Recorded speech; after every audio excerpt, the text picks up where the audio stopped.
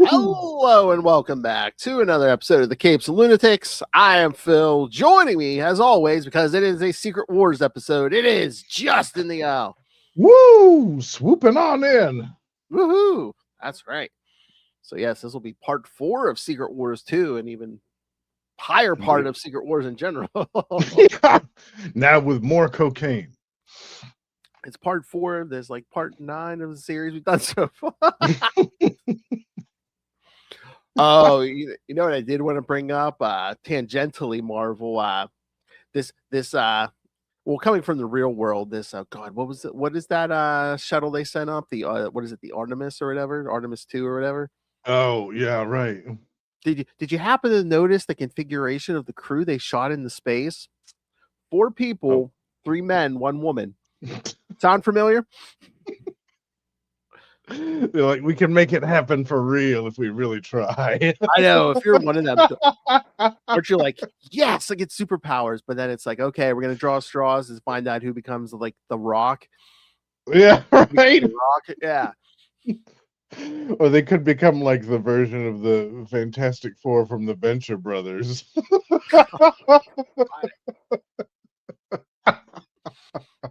Yeah, there's plenty of ways that could go horribly wrong.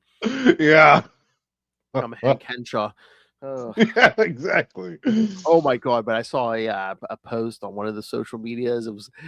It said, yes, these astronauts are now the people who have been the furthest away from the Trump administration, and I love that for them. Yeah. They're the lucky ones. That must be kind of calm. I mean, just in general, it's like as long as you're not up there with like any a-holes or anything, it's like Yeah. yeah. The space station's pretty cozy once you get used to it. Yeah, I'm basically in a tin can, but hey. Yeah, you know, my pee's floating all over the place, but whatever. All right, so let's get to the Secret Wars 2. Yes. I'm sure we have plenty of thoughts on this. Yeah. This is a weird batch. Jim Shooter. Yep. Oh, and yes, for those of you listening on the audio, yes, you should check out the video for this. Yes, Justin the Owl finally on camera. I'm back on camera. I'm not coughing every 5 minutes. Got the eye candy back on screen. So. For a little while. For a little. What do you mean for a little while? Gotta keep them coming back for more, you know. Oh my. Well, when summer's coming, you get high, you know. That's true, yeah. Can pull a topless Charlie Esser. That's what we should have did in honor of Charlie. Every Secret Wars 2 episode, we should have did it topless. Oh yeah. Yeah. With the cell block D background. Make doubly damn sure Lilith wasn't going to join.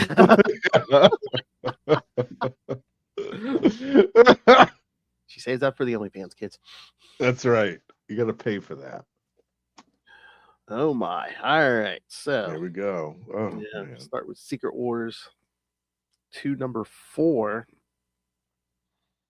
All right, you have to hold on a second. I thought I had the iPad started up, and I do not. Nope. But yes, all this Jim Shooter craziness for 75 cents. Yeah. Can you imagine?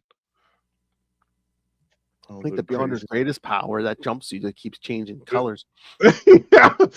On the cover, it's blue, but in the comic book, it's green. Yeah. And I'm trying to remember. I think in the Alpha Flight, then they color blue too. So it was red, I thought. Oh, maybe. Yeah, he might have went all Hank Pym. Yeah, Yeah, there was a red. Well, on the cover, I think it was red. I think inside it was man, too. they love their jumpsuits in the '80s. The Beyonder, Hank Pym. Yeah, I guess that was the thing. I don't remember it. Like, I don't remember. Like when we look at all the '90s stuff, and there's all those dudes with the 5 foot long ponytails. Like, I don't ever Yes. remember seeing that in the '90s. I don't ever remember seeing a dude with a 5 foot long ponytail 90s, ever. 90s, it was all huge, long ponytails or huge mullets. Yeah, and I don't remember seeing any of it. Mm-mm. And I live in the south of the north. Like, if any place should I have seen a mullet, it should have been up here. Every once in a while, you'd see like a rat tail or some, Yeah. but Some, yeah, nothing. sure. Yeah. Yeah. But yeah, I never saw those long ass ponytails anywhere. I'm like, where are they seeing this? Is this like an LA thing or a New York thing or what? Because Well, is I that like don't know. is that like an exaggeration? Like like the women had giant breasts bigger than their head in the Oh, right. comics in the '90s, so the guys had like ponytails longer than taller than Yeah. four. Yeah. They can only make their pecs so big. They've got to elongate something else. It made it look better, yeah, when they were so muscle bound they had no neck. Yeah, all right. I think they were overcompensating too with those Oh ponytails. my! Sounds like they were making up for what they were lacking out front.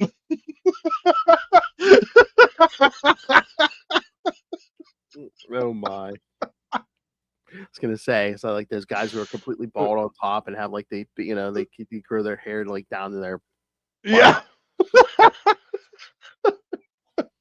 The Gideon method, they call that. Remember Gideon from Oh yeah.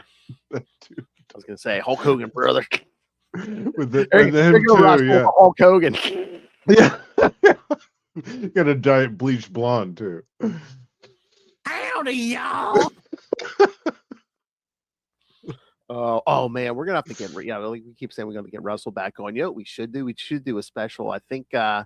Did you see the newest addition to the Energon universe is coming in June? I think. Mask.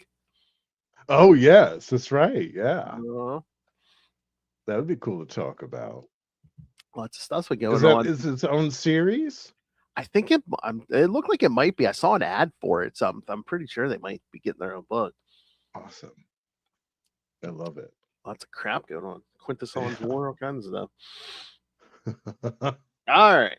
So Secret Wars 2, number 4 from October 1985. Love is the answer. Writer Jim Shooter, penciler Al Milgram, inker Steve Leola and Joseph Rubinstein, colorist Max Shield, letterer Rick Parker and Joe Rosen, and editor Bob Budiansky. Poor Bob. Poor Bob. He was saddled with this. Oh my I did God. know. He's probably like, Jim, do you really want to put that in there? Yes. Yes, damn it. The Beyonder and Sharon Ng share a kiss before he brushes his teeth and says goodbye to her without telling her who he is or anything else about himself. Just abruptly, he's with this other with this woman. Yeah. Oh my God. He gets in his Lamborghini and flies off in it.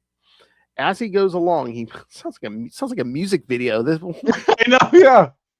Here I go again on my own.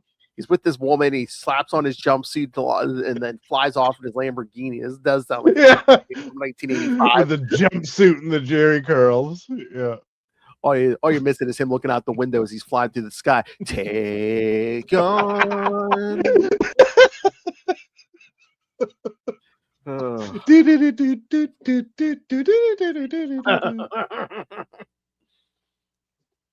Or just be like Bon Jovi. Yeah.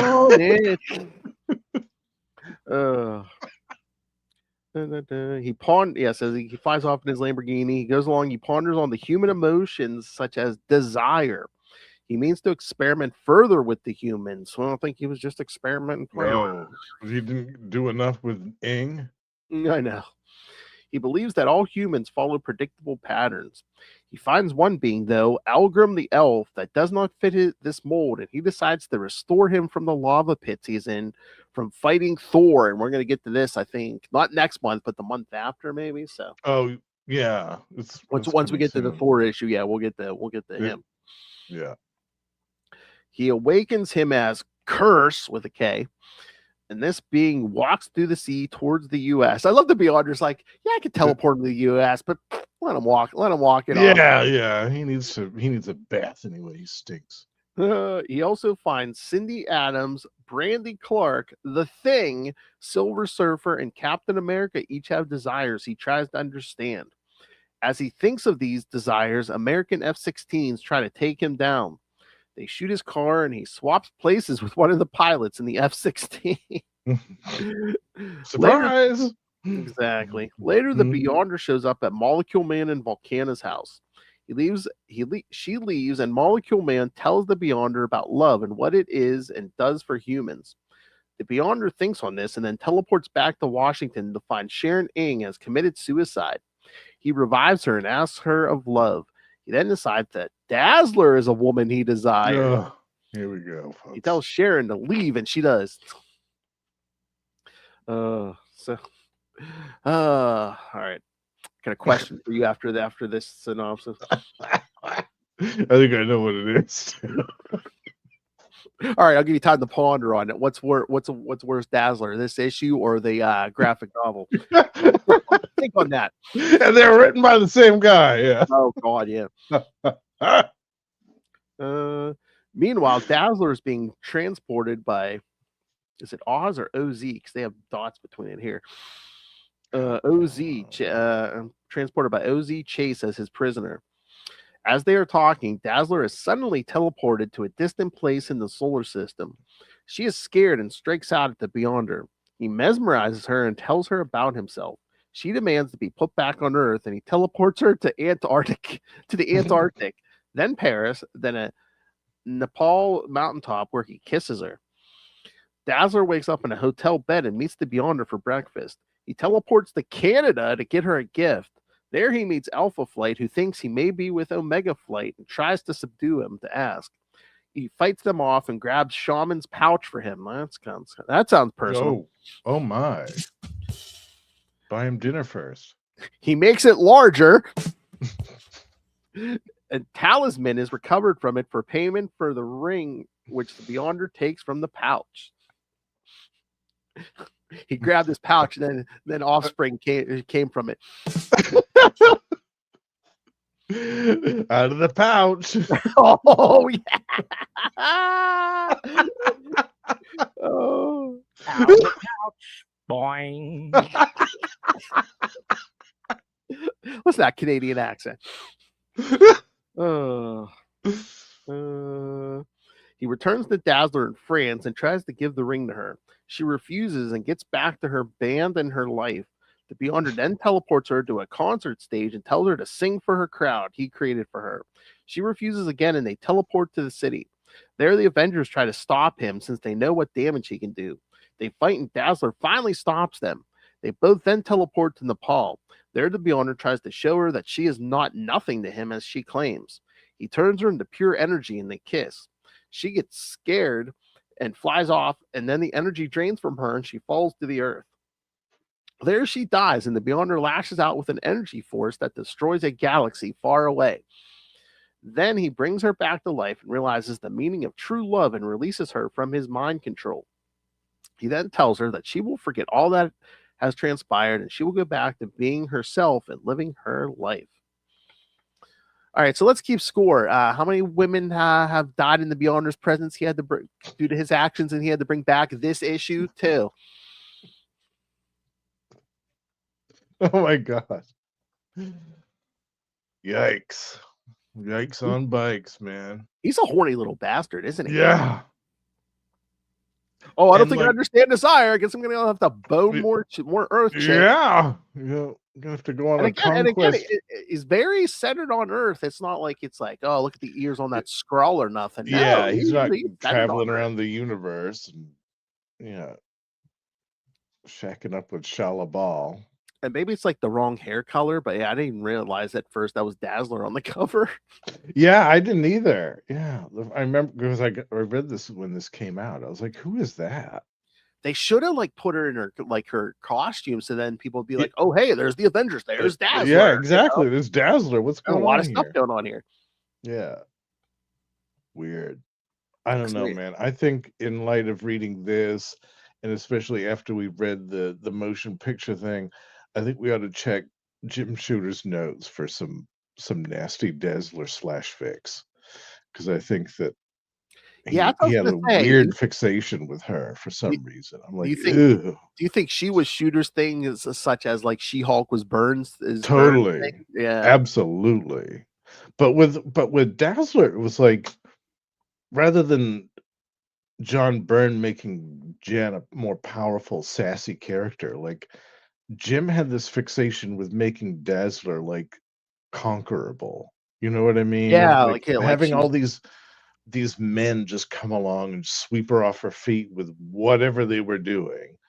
And like at she. first she resists it, and then they find a way to break down her resistance, and it's gross. It's He, gross. I he don't. always seemed to like to make her get distracted, you know? Yeah, Yeah, yeah, which is it's bonkers to me. I don't get it. I know. I remember thinking back in the day too when I read this as an 8-year-old, I was like, this is gross. do we have to like put hit like? I mean, he's gone now, but do we have to put Shooter on the list with like Frank Miller? No, we might. We might have to. It's a distinct possibility. I don't know. I still go back to this issue though for the art because I love Al Milgrom Yes. Yeah. Yeah. and I love his Avengers. Like I Mhm. will go back to that. His Avengers and his Hulk I will revisit any day of the week. Oh yeah. Yeah. Yeah. But this story is a mess, man. What a freaking mess. And that woman taking her life over him, like, oh yeah, here's our Romeo and Juliet moment. Like, no, this is crazy. This is And gross. that's the thing. Like, it never gets fully explained. So is she completely in his power? I thought he was over that. I thought he was like, It, oh, this is too easy, or I can't yeah. remember stuff if they're completely into my power. So Yeah, was she has free will now. Like, I don't I I don't get it. mean, was she completely under his mental domination, or was I don't know, was she just under a spell from that magic wand? No, yeah. I got the magic stick.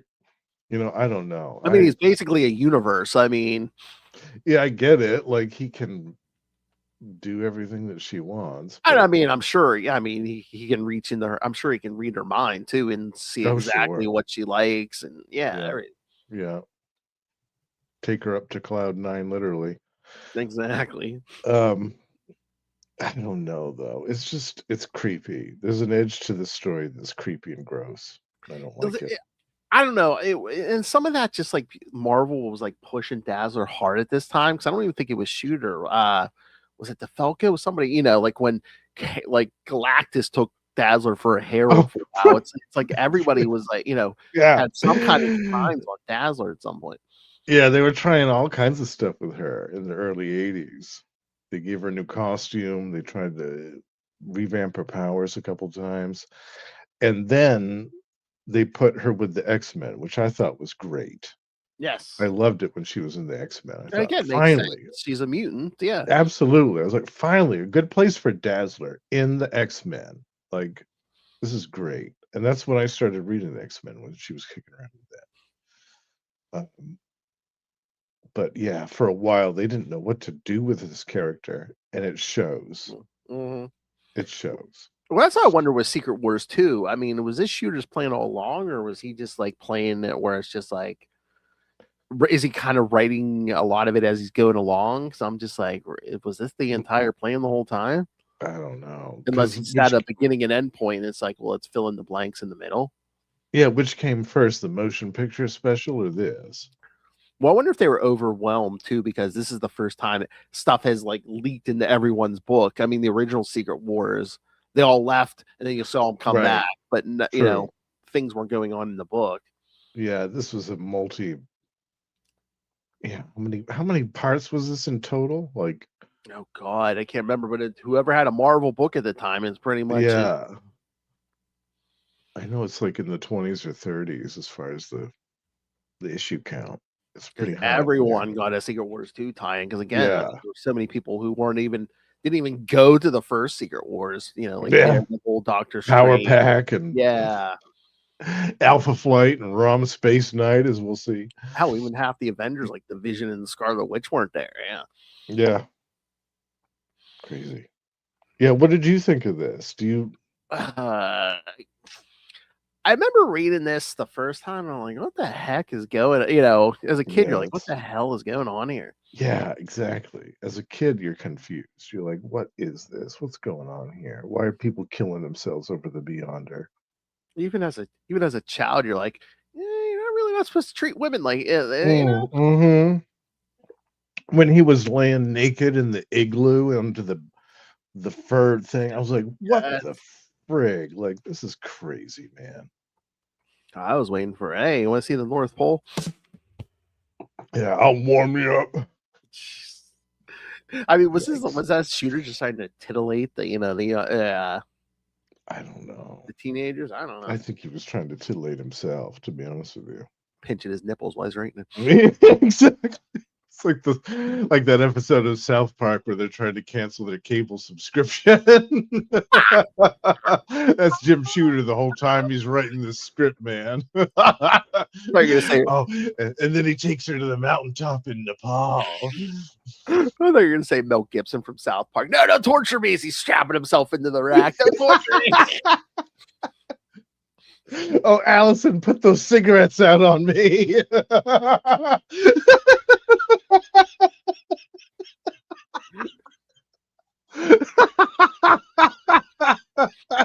Yeah, Bob, smack me in the nuts every time I mention Dazzler with a man.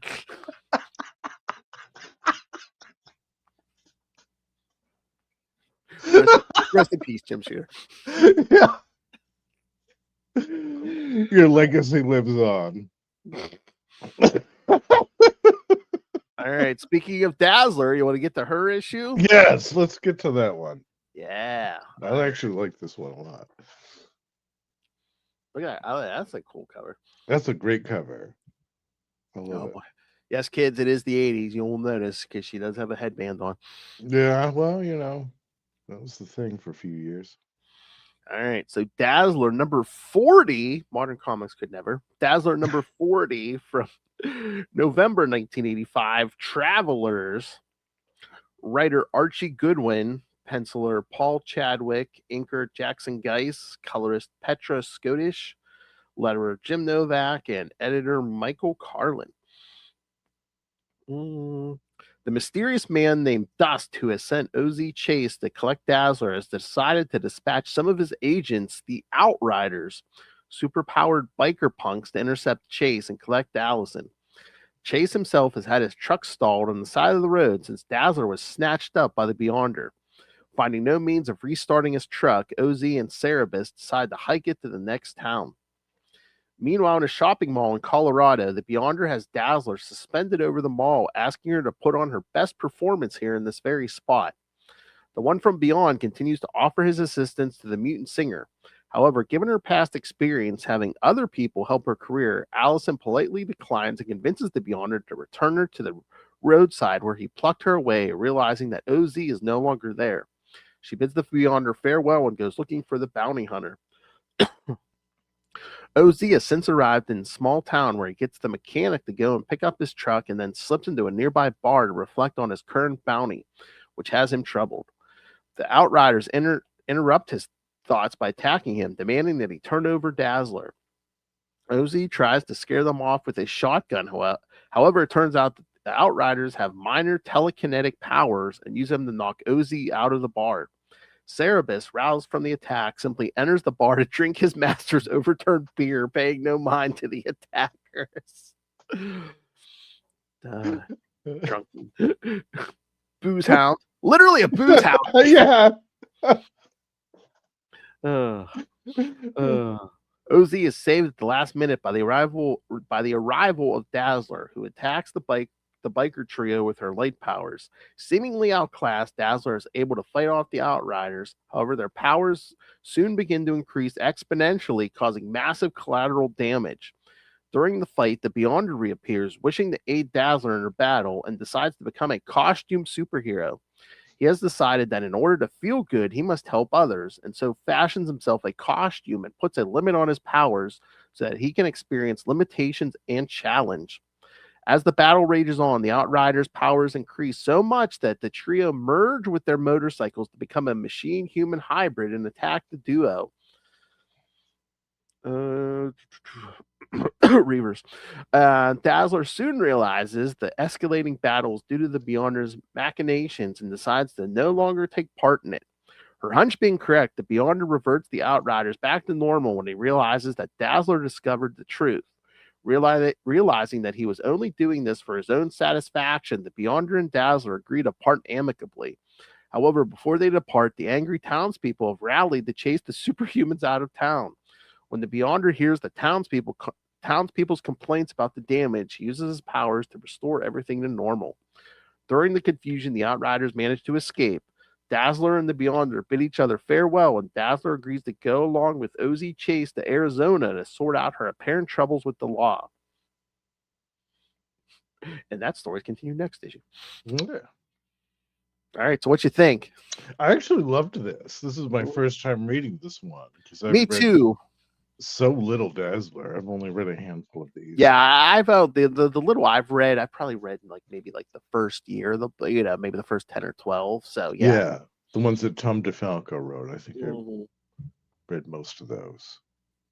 Yeah, but I really enjoyed this. I love the script. I love the artwork. The part with Cerebus going into the bar and drinking the beer that fell over. Like, I laughed out loud. I thought, oh, that's great. I love that. Oh, yeah. And it was just a cool story. Like, we see the Beyonder, like Archie Goodwin actually found an interesting way to use the Beyonder for this story. Mm-hmm.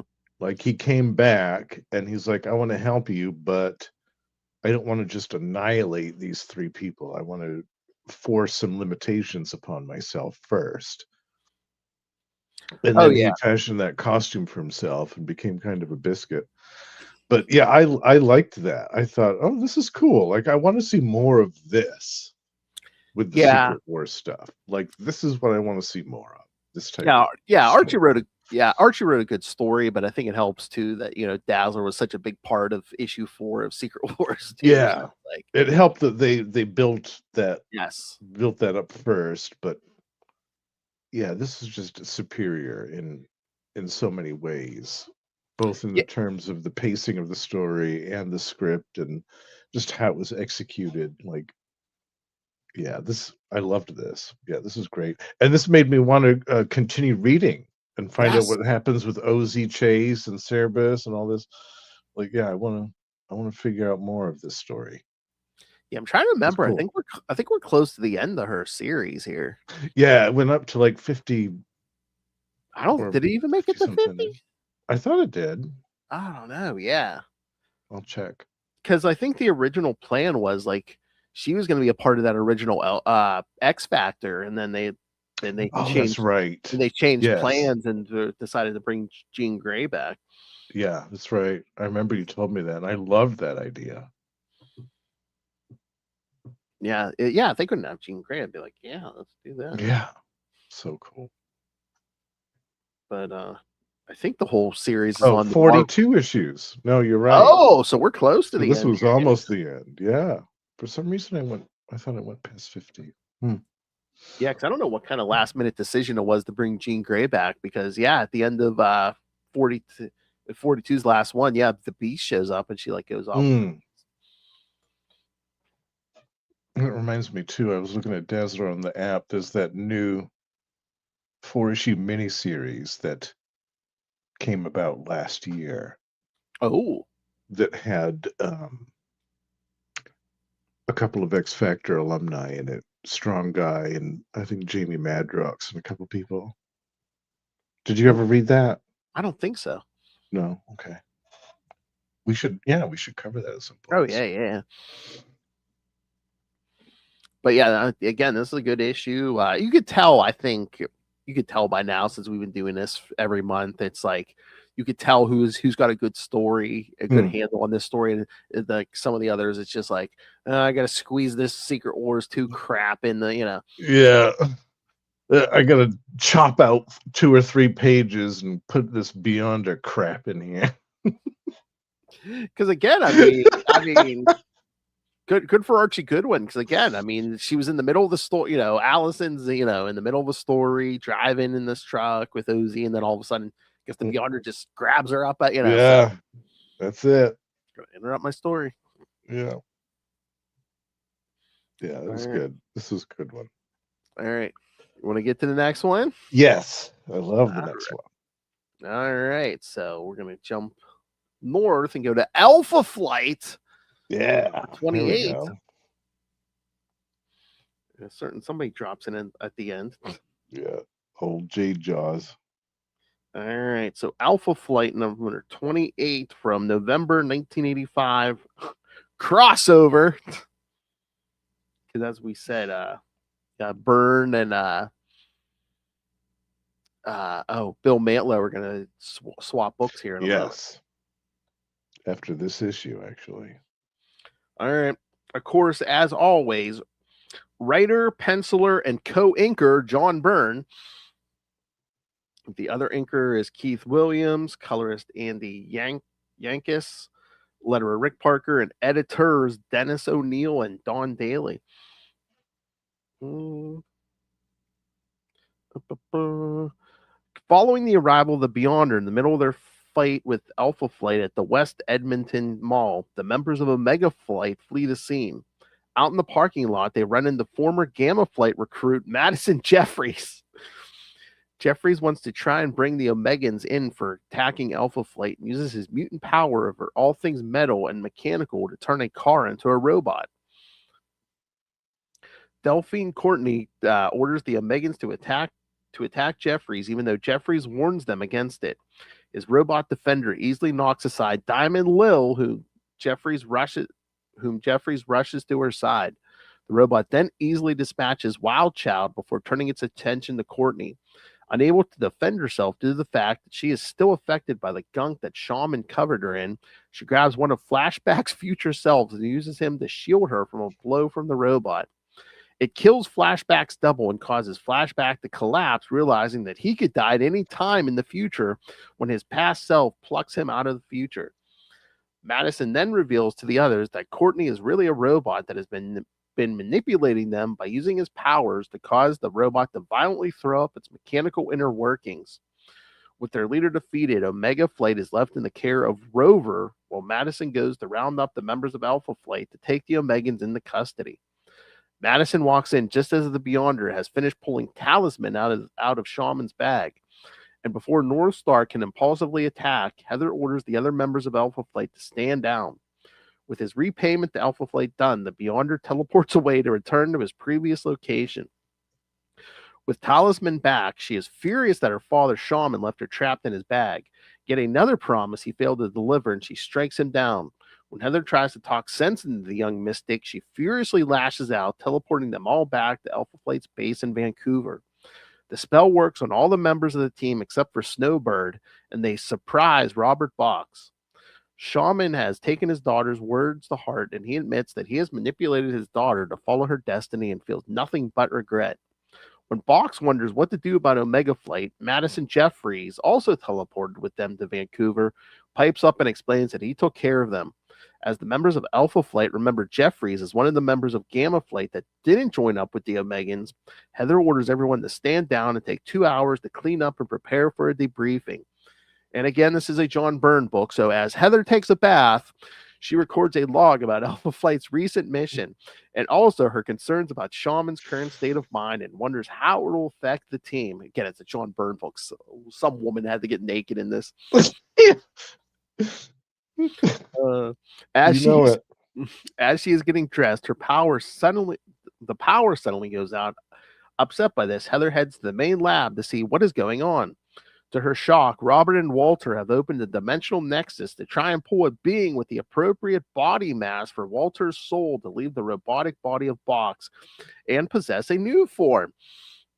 Heather is horrified that that they went through a plan like this without consulting her or Shaman, the resident expert on other dimensions. As she is telling them all off about the dangers of what they are doing, Box catches something and begins to reel it in. Something strong. Needing more strength, Robert adds his own strength by bonding with the box construct to help Walter pull whatever they have captured through the portal. Heather demands that they stop right away. However, with Robert inside the box armor, Walter's soul is sent down the line to meet the creature. Jeffries enters the room and mans the controls and reports that whatever they are pulling through is big. When Box succeeds in pulling the body through, he soon realizes too late that they have pulled back the Hulk as the Green Goliath gets up and strikes him with one powerful punch.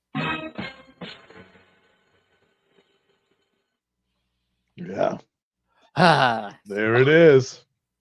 So unlike the Dazzler story, Byrne was like, well, I'm just going to, the only tie to Secret Wars 2 is I'm going to show the aftermath of that scene from Secret Wars 2 number 4 and then F it. Yeah, that's right. He was like, to hell with it. I'm going to put him on the cover. I'm going to put the little tag up in the corner, and that's it. I need page count for a woman in a bathtub. That's right. And he had to resolve the plot from the previous issue. Yes. Omega Flight, because that was the whole thing. I love Flashback. He's like, because he pulls his doubles from like throughout his timeline. He's like, oh no, I could drop dead at any moment. Yeah, he's freaking out. Yeah, that team went to hell real fast. Yeah, and I'd forgotten that like Walter Lankowski's like doesn't have his original body. He's basically been in the box armor. Yeah, he's been stuck in that robotic body for a few issues now. Walter, he had a rough go of it for a while. Yeah. I guess there was a lot going on because I was like, well, Puck's here, but we really didn't get much with Puck. Yeah, well, that was the thing. I mean, we covered some of that early Alpha Flight stuff on Marvel Tales a few years ago, and that was the thing. Like it was a classic John Byrne story mechanism where he had the team unite for the first issue, and then the second issue he had them all split up again. I know. Sent them all to the 4 winds. Like, all right, you guys all do your own things now. I mean, you got a lot of characters. I mean, look at that corner box. There's 8 heads in that corner box. Totally. I get it. It makes sense. Yeah. But I also, it's another reason that I love Alpha Flight is that you're always surprised by something. You never knew what was going to happen in Alpha Flight. And again, they didn't have as much history as like the Avengers or anything, so like it could play with whoever and however you wanted. You could have members swapping bodies and all kinds of stuff, killing off the leader like they did. Oh yeah, when that happened, yeah. That was, I think, issue 12 or something. Yeah, it was wild. It's like the end of the first year, and then they don't bring him back to like Well, like right around there. It was like was it like right before 100 20 years later, I think. Yeah. Well, that first one was a red herring.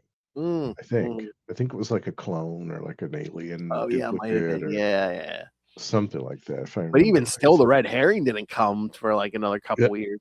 Yeah, it was at least 10 years. Yeah, I think because it was early 90s. Yeah, it was wild. Because that was a shock. Because again, when we covered that early stuff, it's like Byrne, like delve into his history and stuff and how he met Heather and everything, and it was like, yep, 12, you're gone. Yep, hit him with a curveball. He's good at that. Oh yeah. I forgot how good some of this Alpha Flight was. Yeah, this is my favorite version of Box too. I love this. This look for Box is awesome. Oh yeah, that's just like I mentioned. Yeah, this issue was John Byrne's last on Alpha Flight. Yes. Following this issue, the creative teams of these 2 books would swap places, with Byrne taking over the Incredible Hulk and Bill Mantlo and Mike Mignola moving to Alpha Flight. So yeah, and Mike wasn't on this book for very long either. I think just a handful of issues, and then some other people came on. But, I mean, I get it. That's so weird. It's like you leave a book in the on a cliffhanger. Yeah. and swap creative teams with another book. Like that didn't really do that much back then. It was cool.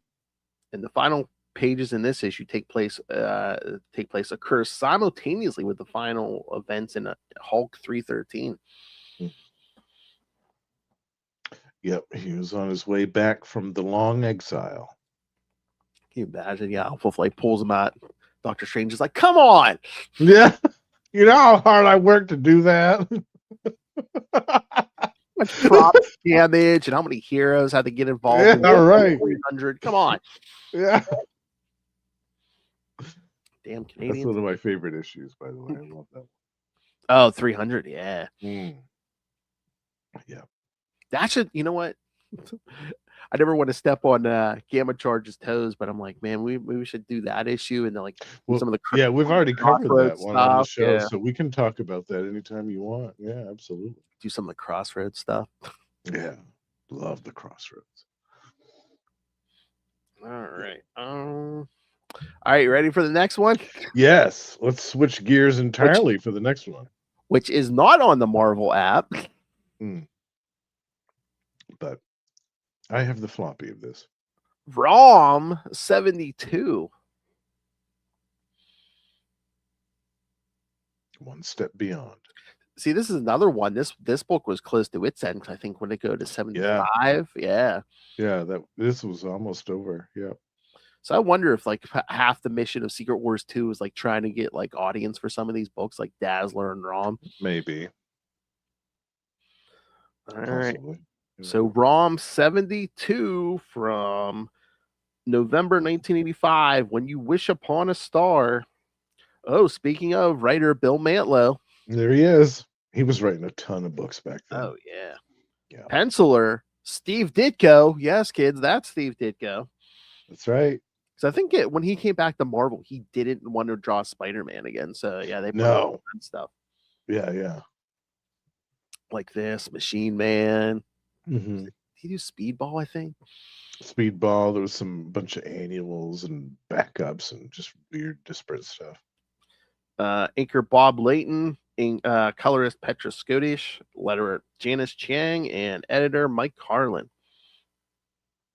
The Beyonder grants Rick Jones, Brandy Clark, and Cindy Adams their wishes. But is what they wish what they really want?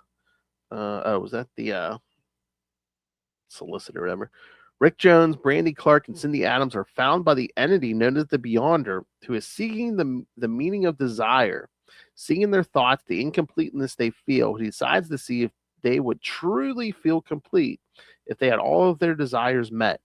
The Beyonder cures Rick Jones of cancer, removes the Wraith mind from Cindy, and turns Brandy Clark once more into Starshine.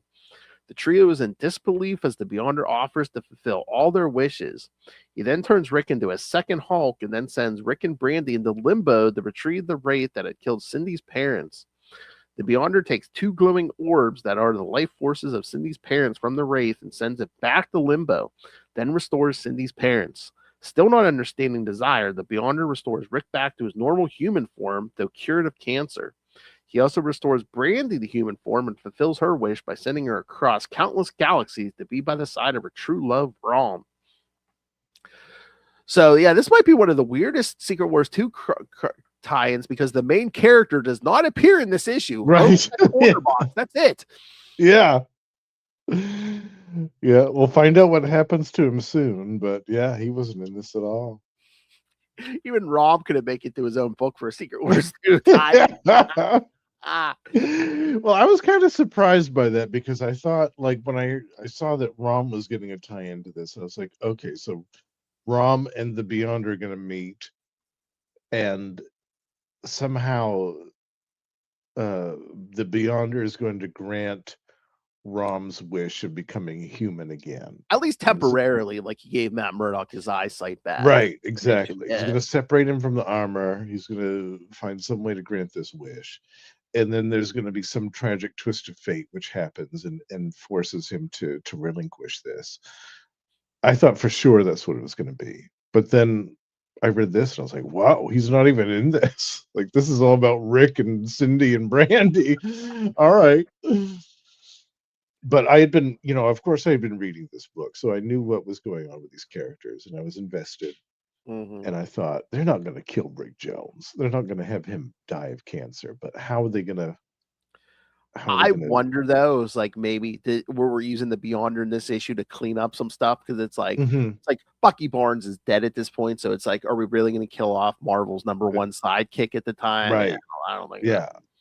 And also, like, how were they going to feasibly separate Brandy Clark from the Starshine armor? Like, Yeah, that was a feat that nobody on Earth, with the exception of probably Reed Richards, could imagine. Um, and then Cindy, yeah, the Wraith Mark was a thing where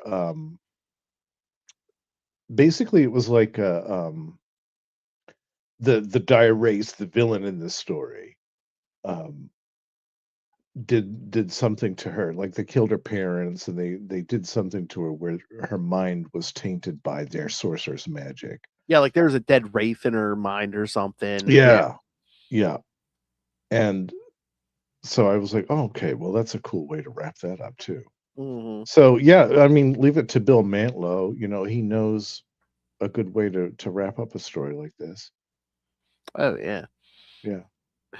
I love it's like, yeah, Rick's a second Hulk. I felt like he was a cross between the Hulk and at least like Marvel, because just the Yeah. suit and stuff. And Right. He's got some Marvel accents to the costume.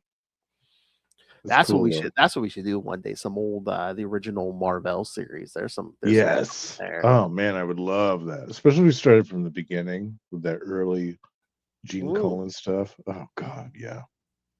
And it gets bonded with Rick, and there's a whole thing with Thanos and a cosmic cube too. Yes. Some great Jim Starlin stuff later on. Oh god, Night yeah. Nitro. Yep. Although we did that issue. We did. We covered some of that. We did. But now I feel bad for Brandy in this issue because it's like, oh yeah, it's like her family, her man, everyone who's close to her was dead, and then Rom just leaves. Yeah. I'm sorry I Yeah, brought my and her wart in your backyard. Bye. yeah, see ya. You're grafted to this alien suit of armor now. Have fun with that. Yeah, Yeah. I hadn't read this far in the series yet because I basically just read like the first whatever that first omnibus we were talking about covered. Oh, right. Yes. Yeah, like I know there was a Wraith War, like we already been through that and everything, but Yeah. The Skrulls and the Wraiths were at it. Um, yeah, I can't remember when Brandy gets the armor, what issue that was. Might have been around 50. and like I remember hearing mention of like Rick Jones in this form and stuff, but Mhm. I was like, oh yeah, Secret Wars too. Yeah.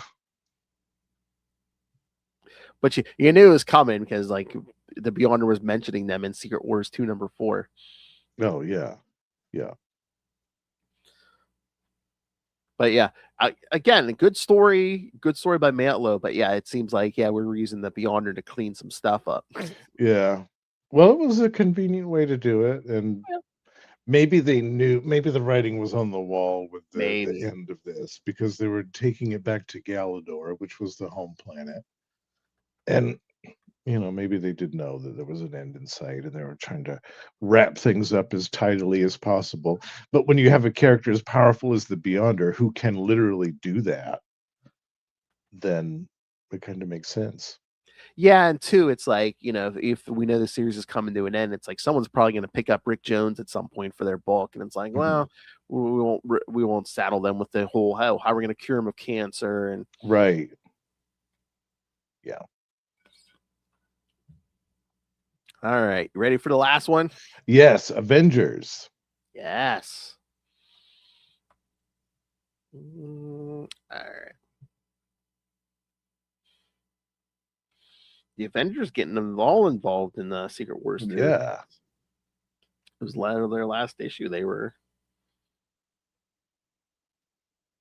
all right. So, Avengers 261 from, of course, November 1985. Earth and Beyond. Writer the great Roger Stern. Penciler John Buscema. Inker Tom Palmer. Colorist Max Shield. Letterer Jim Novak. And editors Mark Grunwald and Howard Mackey. In the aftermath of their battle against Nebula, the Skrulls come to terms with the fact that they have lost their shape-changing abilities. While discussing how to deal with Sanctuary 2 with the Avengers, Star Fox exercises his right of ownership over his late brother's warship by activating its gravity stabilizers to cause the massive ship to collapse in on itself, causing it to implode, destroying it. Although the Skrull warriors are upset, their commander, General Zedreo, decides not to punish the Avengers for this action, but suggests they make a hasty departure from his ship, promising that the Skrulls will not menace the Earth again. Firelord is quit to question this. However, the Wasp convinces him to leave peacefully as well, pointing out that Zedreo saved him from the moon that he was trapped on during the battle with Nebula.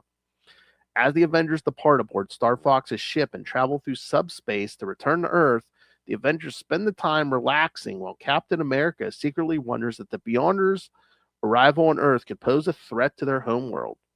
As they near Earth space, Star Fox informs the team that he is leaving them so he can continue his search for Nebula and learn if her claims of being Thanos' granddaughter are true. Firelord offers to accompany Star Fox, wanting to avenge his native Xandar from Nebula's previous attack. The Avengers agree to this and they bid their comrades farewell before departing back to Earth aboard their Quinjet. As they fly back to New York, Captain Marvel decides to pay her family a visit after spending so much time in space and departs in her energy form, arriving at her parents' New Orleans home where her family had been left to assume the worst about their daughter's fate. The reunion is a happy one, and the Rambo family sits down to have a meal together. Meanwhile, the other Avengers arrive at Avengers Mansion where Jarvis informs them of his encounter with the Beyonder and how he told the powerful being the Avengers were off-world, allowing the Avengers to figure out how the one from Beyond got involved in their battle against Nebula. Captain America decides that finding the Beyonder be their top priority when he is handed a letter by Jarvis from the FAA asking the Avengers to remove their Quinjets from the heart of the city within 30 days. Captain America and the Wasp meet with Mr. Fenton with the FAA to try and appeal the ruling. However, Fenton doesn't budge, as since the Avengers have lost their government clearance, it has been decided that subsonic jets and powerful jet fuel being stored in Manhattan is too dangerous. When Captain America points out that the Avengers need their Quinjets to handle a dangerous menace, Fenton asks who it could be. On cue, the Beyonder appears before them, suggesting that the threat Captain America was speaking of. The Beyonder puts Captain America and the Wasp on a merry chase, but when the two senior Avengers manage to trap him, the Beyonder realizes he was defeated much too easily and teleports away. He appears before the Black Knight and Hercules, who have traveled to Project Pegasus to have them analyze the Beyonder's energy signature so that they may find a means to track them. There he pits his strength against Hercules and easily punches the demigod out of the project facility. He then attempts the sword fight with the Black Knight. However, when the Black Knight is forced to land a fatal stab with his sword, the Beyonder teleports away once again. Shortly, the Avengers all reunite at the mansion and relate their encounters with the Beyonder and how best to deal with him. When the one from beyond reappears before them, Hercules punches him through the ceiling, sending the powerful being into the Quinjet hangar room. The damage causes some of the potent jet fuel to ignite. However, the flames are put out by the automated systems. Hercules is the first to make it up there, but is stopped from fighting the Beyonder further by Captain America, who believes the Beyonder seeks only to talk. When they learn that the Beyonder felt bad after inadvertently allowing Nebula to escape because he did not understand what the Avengers' true goal was, he wanted to make up for it by providing them with a sporting challenge. The Wasp then decides to offer the Beyonder a position as an Avenger in training. This shocks the group, mostly Hercules. However, they realize that there isn't any way they could contain the Beyonder, and that perhaps it's best to guide him on a responsible use of his powers, so that he uses them only for good. The Beyonder likes the offer. However, after he uses his powers to repair the damage done to the mansion, tells the group that he has a whole world to experience and teleports away to experience it. With the Beyonder gone, the Avengers wonder what to do next. With Cap punctuating the hope that the Beyonder remains on the side of good, otherwise the entire world may be threatened with destruction. No. All right, so thoughts? Love this one. Yes. Yeah, I was surprised by the Wasp offering Avengers in training membership to the Beyonder, but it does make sense. Like when you have a character that's that immensely powerful, you kind of want to keep an eye on them and make sure that somebody like Doctor Doom, let's say, doesn't try to get their hands on them, or somebody like that. And then again, it Um, makes more sense if you're going to like suggest that they do or don't do something, and it's like, oh, well, mhm. you're in training, and so it's not like you were just some stranger coming up saying, "Don't do that." Right. So he's like, "Who Yeah. are you to tell me what to do?" Yeah. Yeah, and I love the fight between the Oh yeah, Avengers and the Beyonder. That was great. Hercules punching him up through the building. And Hercules basically, can I smite him more? yeah. That was fun. And And John of course, Buscema. I love this lineup for the Avengers. You've got Captain America, you've Mm-hmm. got the Black Knight and Hercules, Star Fox, the Wasp, and my favorite Captain Marvel, Monica Rambeau. Yes. Yeah. Did you see who was on the cover of the next issue after this? Oh yes, Firelord. No, no, no, no. Oh, oh, I thought Hercules that is was.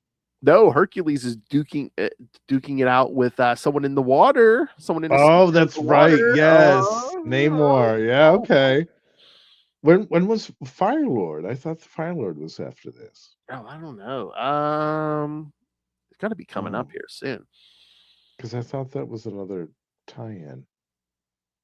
I don't know. What, an Avengers issue?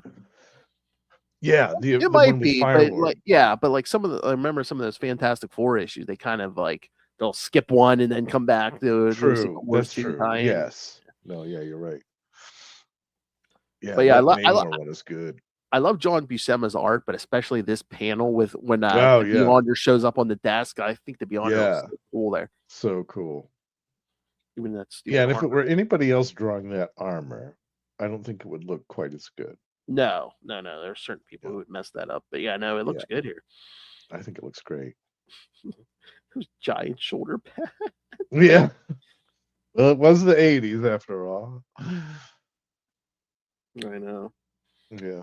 No, this I'm is like, fun. This is a great cherished era of me personally for yes, the yes, Avengers, because this is when I started reading it, really, was around this yes. time. Um, Yeah, yeah, and what a like I great said, I tried lineup. to get Will. He was busy, but yeah, he loves this era of event, the Roger Stern Y- stuff, and yeah, Yeah, yeah. at some point we'll get him for Oh, we gotta the do Under Siege storyline. we'll do an Avengers story. Yeah. Yeah, Oh the yeah, Masters of Evil. we gotta get Yeah, the Wonder Cast boys together. Do like the siege of the mansion. Yeah. yeah, classic. Yep. Mm. Oh yes, that's right. Sanctuary 2 may look like it was destroyed, but it's not destroyed. Surprise. We'll see it later in Spider-Man Team Up number 2 in the 90s, Yeah. where it's revealed that it's secretly been saved by Quasimodo, whose electronic essence has been merged with the computer system, enough that he was able to use its holographics program to simulate the destruction while secretly teleporting back to Yes. Earth's solar system. He's like, oh, made you look. That wasn't really Sanctuary 2. That's March 1996, so it's a while before it comes back. Yeah. Oh, that's right. Yes, it's a Spider-Man team up from the 90s, so it's Silver Surfer and Oh, Ben yes. Riley, baby. Yeah. Yeah. Very cool. We'll have to cover that one at some point. Oh yeah, we I can do I that. don't Yeah. remember that story. I think Roger Stern write that one? He might have. But yeah. That's cool. There's a couple from I think Ben took over with issue 2 because issue 1 I think was still Peter, like towards the end, right before he left, and Mhm. Ben took over. We're gonna have to cover that one because it's like it's an X-Men crossover, and Oh, it's like, yeah. I think it's like the original X-Men and Psylocke. Yes. So your I girl think, yeah, I Betsy's in that remember one. that. Yeah, Yeah. absolutely. I would love to cover that one. All right. Obviously. So anything else? Any thoughts on another month No, of this Secret Wars yeah, this 2? was a mixed bag. I actually liked the other issues better than the Secret Wars 2 one. Like all four of the other ones I liked Mhm. immensely more than that. Well, that's what I said. I don't know if like Shooter is like has like everything nailed down, or if he's just flying by the seat of his pants. Yeah, everyone else seems He's like flying by the seat of something. The white event. Oh. See, I was gonna say it's hard to plot out a giant event like this with only one free hand. Oh, Allison.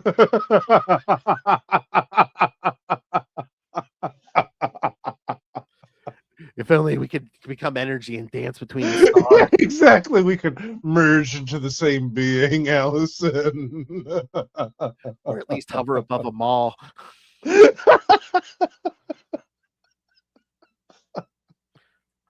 I could whip up a suit and become a superhero with you.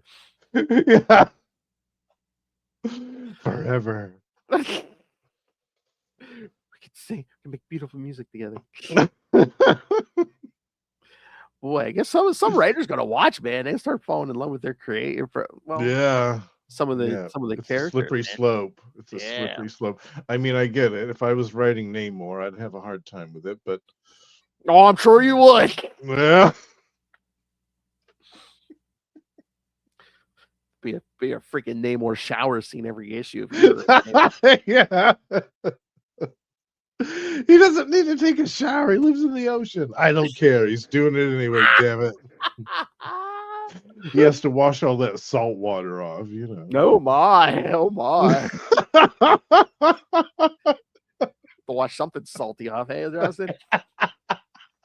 All right. Well, I detect the scent of brine. Oh my. All right. And oh God. Oh man. Seacock. I was waiting for one of those. I might as well hit it. Namor has that effect on you, man, John. You know. Yeah.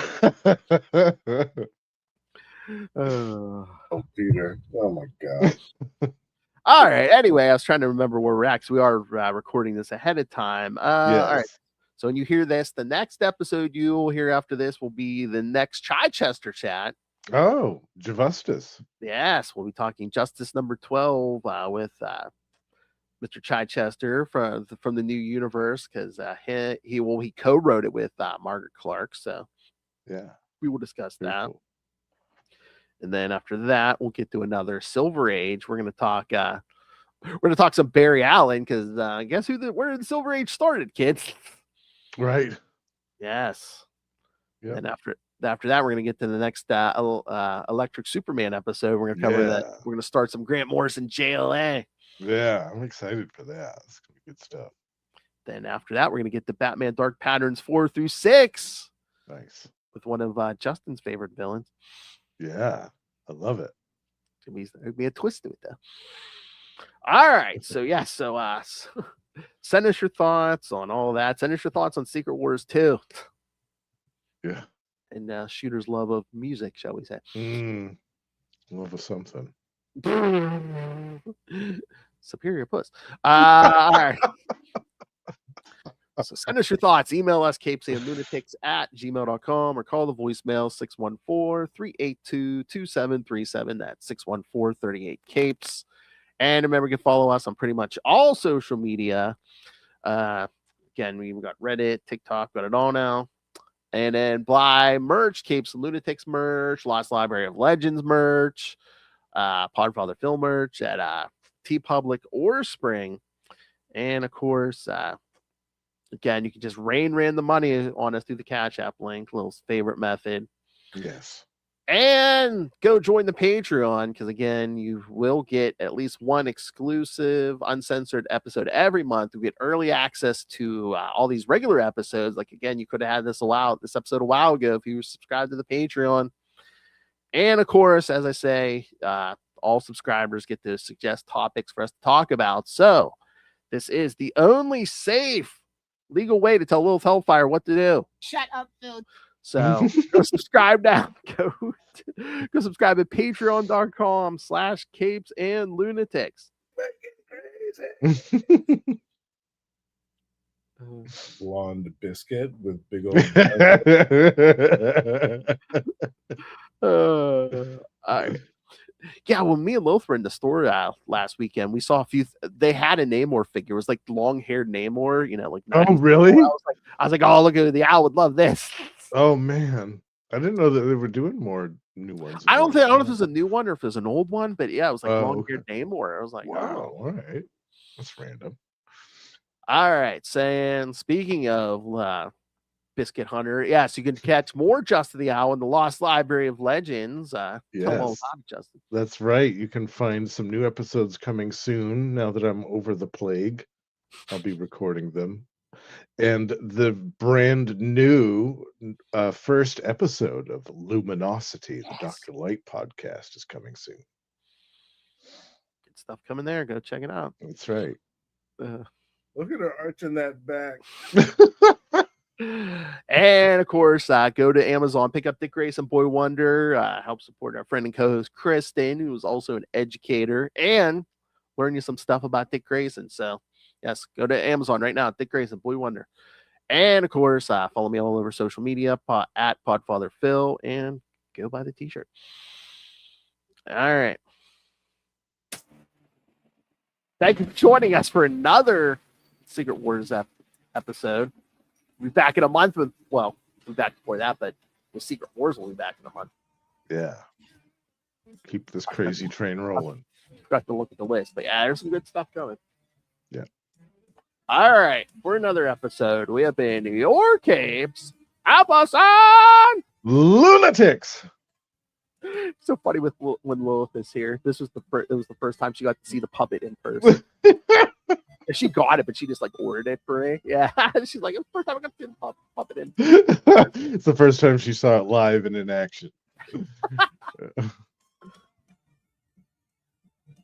And if you haven't listened to our review of the season premiere of Daredevil Born Again, yeah, go check it out. Yes, me and Lilith sitting here in the same room eating Arby's and watching right here on the screen.